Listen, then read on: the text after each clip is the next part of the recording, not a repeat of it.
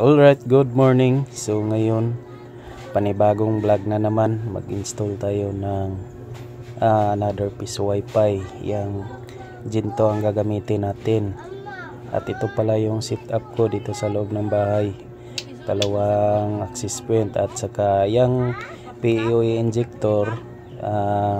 Yan ang lap 120. Nailagay ko na doon sa itaas ng bahay.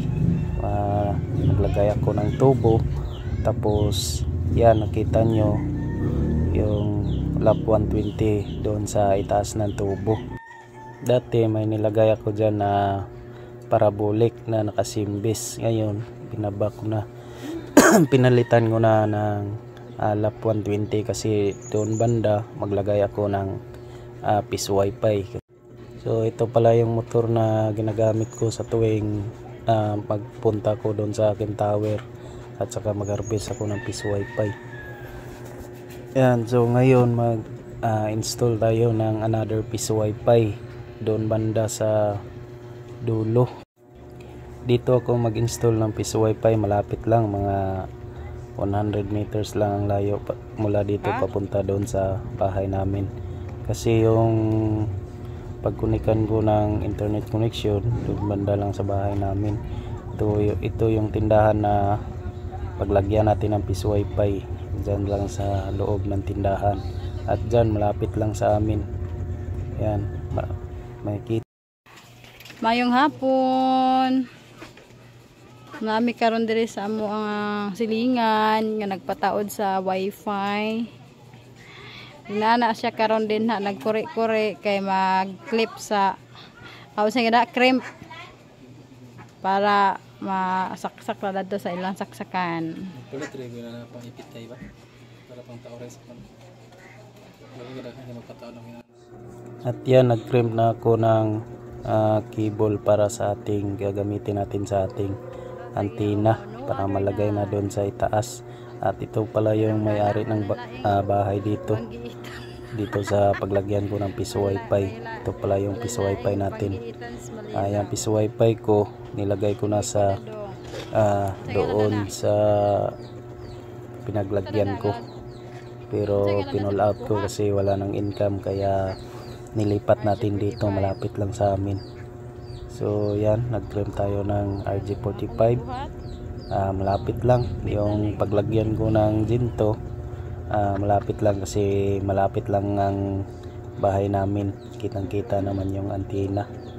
So ito pala yung mga bahay dito sa paligid. Yan, maraming mga bahay, so marami na ding mga piece wifi dito, halos dikit-dikit na. So yan, tapos na ako mag-frame ng cable at pinuntahan ko doon sa likuran ng bahay kung marami pa bang bahay na doon, pero tiningnan ko kaunti lang yung bahay. Dito sa harap yung marami. So yung antenna ko doon ko na lang ilagay sa bubong ng bahay, at dito natin ilagay yung Jinto sa mababa lang, kasi yung pagkunika natin dito yung lap 120 is kitang kita naman dito doon sa bahay namin. At yun, tapos ko na nalagay yung Jinto, mababa lang, tapos yung antenna naman ang ilagay natin dyan ko lang nilagay sa tapat ng bubong ng bahay. Yan, tapos sa ibaba yung piece wifi natin. Ito pala yung piece wifi ko, dito ko lang nilagay sa harap ng tindahan. Yan. Ngayon, tapos ko na ma-install yung piece wifi dito sa harap ng tindahan. At ngayon, subukan natin i-open natin ang piece wifi natin para malaman natin kung ilang Mbps yung makukuha natin dito. Malapit lang doon sa amin. Yan, ito pala yung setup ko dito. Naka-USB tulan lang, hindi na tayo nakabilan. At subukan natin mag-speed test kung ilan ang Mbps na makukuha natin dito. So ngayon, subukan natin mag-speed test. Yung nilagay ko dito na Mbps 4 Mbps download at saka 4 Mbps upload. Tingnan natin kung makakuha ba niya yung nililimit natin dito. Yan, nakikita nyo hindi siya lumalagpas ng 4 Mbps, hanggang 3 plus lang siya.